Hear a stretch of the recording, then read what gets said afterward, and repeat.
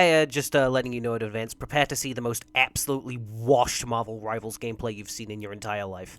So to set the stage, let's go back a few years. The year is 2023, and Overwatch 2 has just announced that it's cancelling all of its PvE content, and it's safe to say that most of us are sick of this game's bullshit by this point. After trying to give the game the benefit of the doubt for the past few years, I'm finally sick of its bullshit, I uninstalled the game myself, and I've been completely turned off of hero shooters ever since. But eventually I start hearing wind of a new hero shooter coming out based off the Marvel IP, called Marvel Rivals. And it especially caught me in with the promise of being free to play, but having all of the characters be unlocked at all times.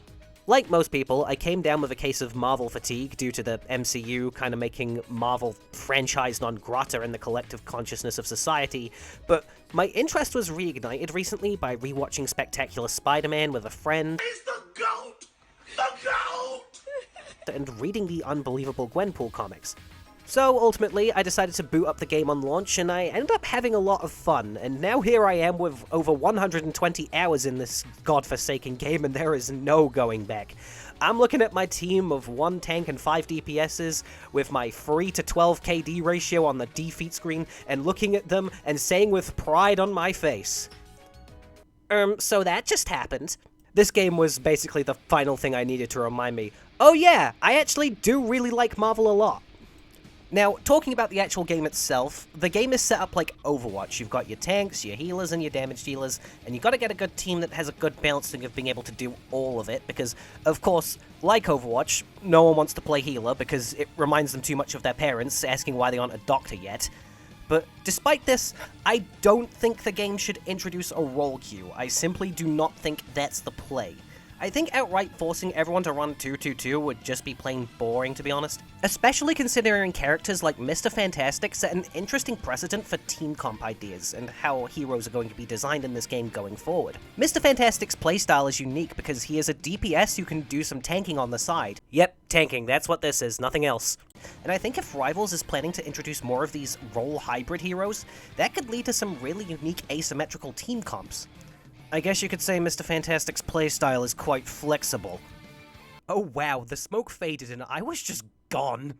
The other unique team-building thing to consider here is the game's main unique mechanic, the team-ups. Basically, if certain heroes are in a team together, they can give each other buffs or completely new moves. For example, Magic can give Psylocke and Black Panther Tracer-style callback moves, the Hulk can give Iron Man a huge damage buff, and Venom can give Spider-Man and Penny Parker the ability to tap into the symbiote's power for a powerful AoE attack. This adds a lot to consider when building a team, and encourages teams to negotiate in the game chat to build a good composition to take on the upcoming challenges. It also contributes big to the superhero feeling of this game. Like, it really feels like you've assembled your own Avengers when you watch your team's Hulk yeet the Wolverine full speed across the map at the enemy Iron Man that was minding their own business. Another big thing that contributes to this game's enjoyment factor is that everything feels super jacked up power level wise.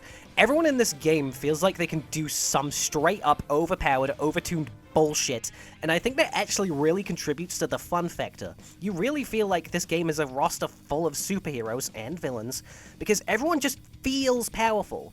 And the approach to balancing that this game takes is less so to take away what makes a meta hero powerful, and more so to make it easier for people to handle the threat.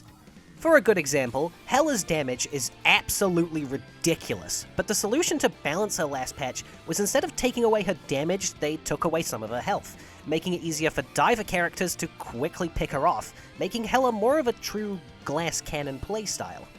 I think this is a really good approach to balancing because you never really have to worry about your character getting completely nerfed into the ground and feeling completely unplayable. I also don't know what that means for the competitive viability of this game, and personally, I don't care, but I understand that there are people who do, so I feel like it's worth mentioning. That being said, if there's one complaint about the balancing I'd like to see addressed, for the love of God, developers working on this game, please give us an anti-heal character of some kind.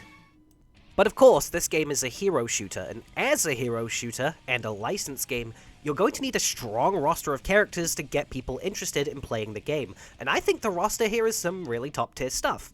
You've got your classic fan favorites such as Spider-Man, Wolverine, Iron Man, and so on, but they also have a lot of weird niche choices that really spice up the roster. There are some heroes who definitely have their fan base, even if they aren't exactly mainstream Marvel heroes, such as Squirrel Girl and Penny Parker from the Spider-Verse created by Gerard Way. Yes, as in that Gerard Way. I'm dead serious. Welcome to the Spider Parade, gamers. But like, show of hands, who actually knew about Lunar Snow before this game came out? If your hand is up right now, kudos. You really keep your Marvel knowledge sharp, huh? I can respect that. Now, of course, I knew about Jeff before this game dropped, because, as I mentioned earlier, I'm something of a Gwenpool enjoyer, and the Gwenpool stuff is where Jeff had his origin.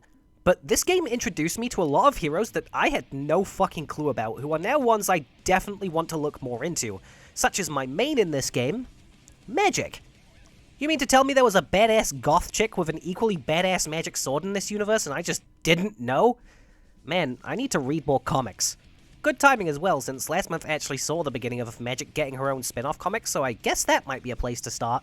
Those of you following my Blue Sky, which is likely none of you, might have seen that when the game first came out, I was mainly playing Psylocke, and that was because she was this game's equivalent to Genji.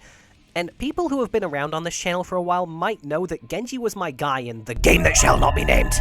But I still do enjoy playing as Psylocke. I even got her to Lord, which I haven't done with Magic yet because the passing of the main torch was more of a recent development. And while we're on Psylocke, actually, I think it was a bold choice to use the Demon Days version of the character instead of the classic Psylocke.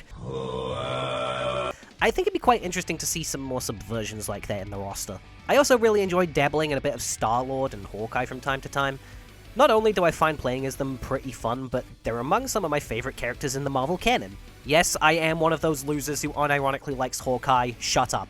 But I don't only play DPS, if only because playing only DPS is a very quick ticket into being hated by everyone everywhere that's ever picked up a hero shooter. I can heal too, and I actually really enjoy playing as Mantis. Her playstyle is quite satisfying, and as a big fan of the Guardians of the Galaxy movies, Mantis is a big highlight of them for me. I've also dabbled in some Lunar Snow and Cloak and Dagger as well, and I would play as Adam Warlock, but he has no mobility tools, so if I can't recreate his cool entrance from the movie, then, you know, what's the point? As for tanking, my tank of choice is Penny for 3 major reasons. 1, I like the Spider-Verse movies. 2, I'm an avid enjoyer of all things Big Robot. And 3, I like My Chemical Romance. I also enjoy getting my Tom Hardy on and playing some Venom from time to time, and I would be running around punching dudes as Captain America more often, but the problem is, it would be significantly more fun if I was having the intended Captain America experience and running around punching Nazis. I do kinda wish the tanks and supports had a bit more to pick from, because there's like double the DPSs compared to every single other class in the game, so I'm pretty excited to see who gets added to the roster later down the line. The last update added the first half of the Fantastic Four, and the next is set to add the second half, and it's really cool to see the Fantastic Four be relevant again after the 2015 movie pretty much killed all interest in them. My god, please, let this new Fantastic Four movie be one of the rare good modern MCU movies, please!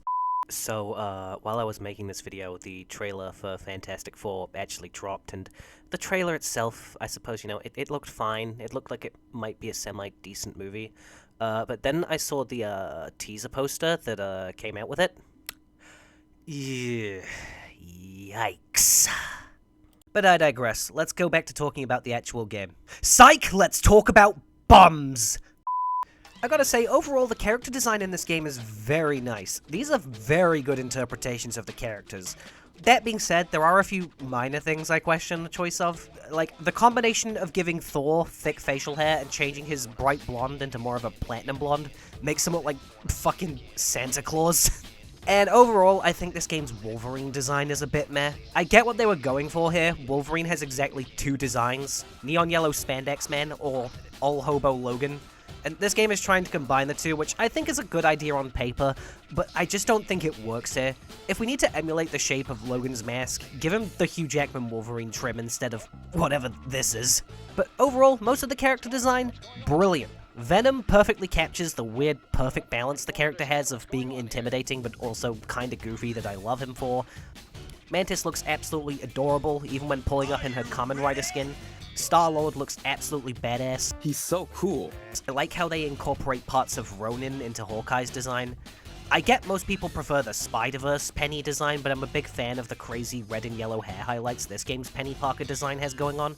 And of course, the big spider robot looks pretty kick-ass, especially when it's rocking its fucking Ava-looking alternate skin. Storm? Looks beautiful. Black Panther? Badass. Magic? Queen. Spider-Man? Perfect. No notes. Although, I do have one tiny complaint with the character design, and strap in, because it's kind of a stupid one, but it matters to me, damn it. And that's, why do none of the men in this game have any ass?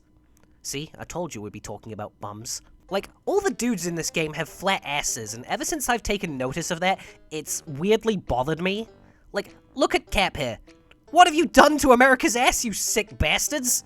I'm dead serious, the only guy in this game with any cheeks is fucking Venom.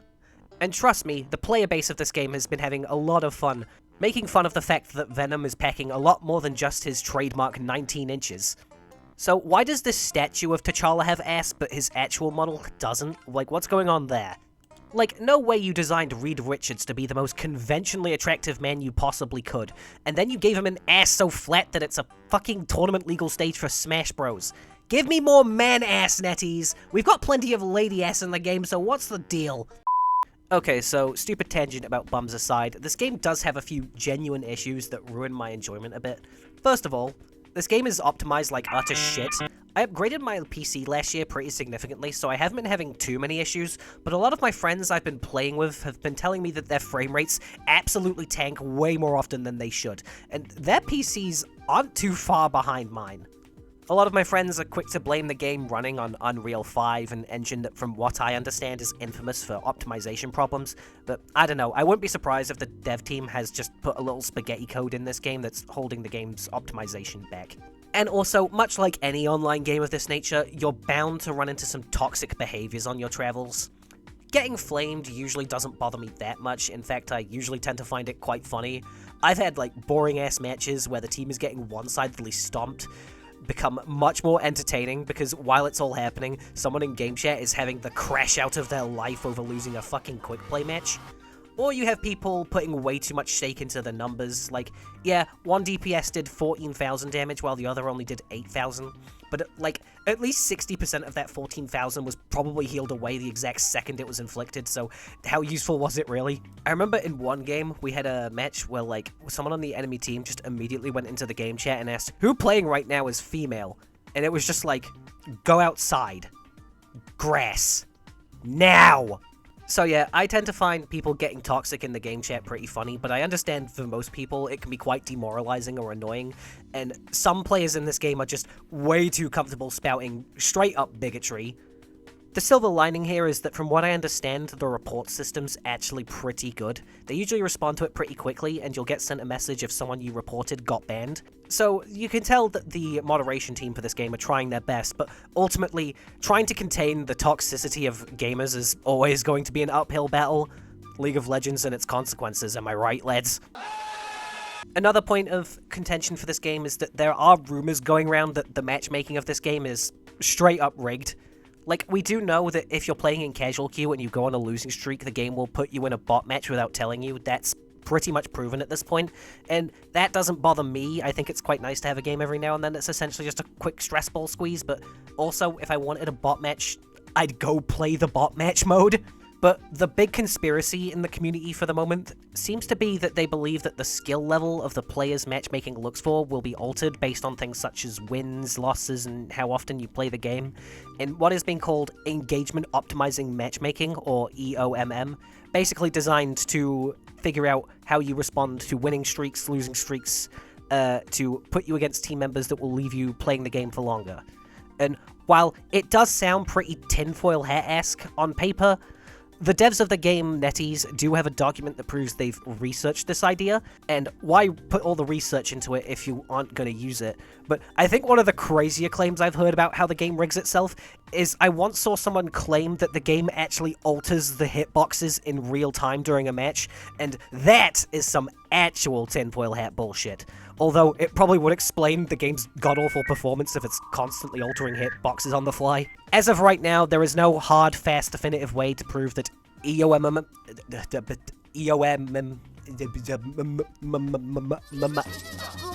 engagement optimizing matchmaking is actually in the game, or influencing match outcomes as much as people claim it is. So for now, I'll leave it as, if it's in the game, then that's shit, and it should probably be removed ASAP, and if it's not, well then, there's no problem. Back to talking about positives though, I will say, for a free game, Marvel Rivals is surprisingly generous about cosmetics. So far, events that allow you to get free cosmetics such as sprays, profile banners, and even skins have been quite plentiful, and also time-respecting as well. Like, the events aren't all, yeah, you can get a free legendary skin if you play 10 hours a day every day the event is on.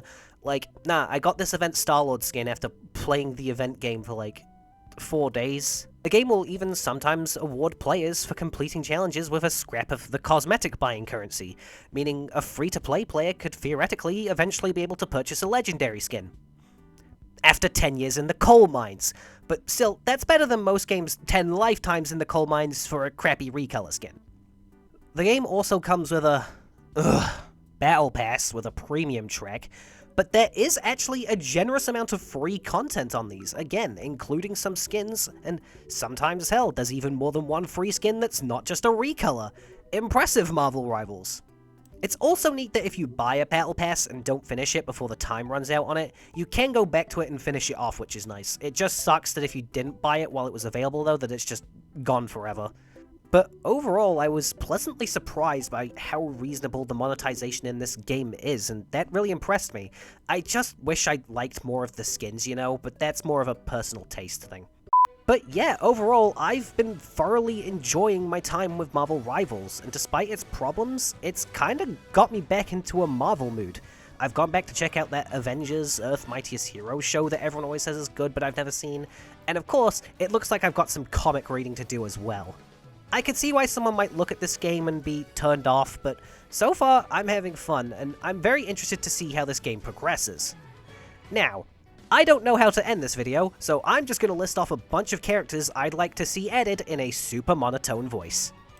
The Wasp, War Machine, Blade, Deadpool, Rescue, Gambit, Dr. Octopus, Miss Marvel, Wong, Ghost Rider, Silver Samurai, Thanos, Carnage, Yondu, Drax, Shang-Chi, Quicksilver, and of course, my fucking GOAT Gwenpool, baby!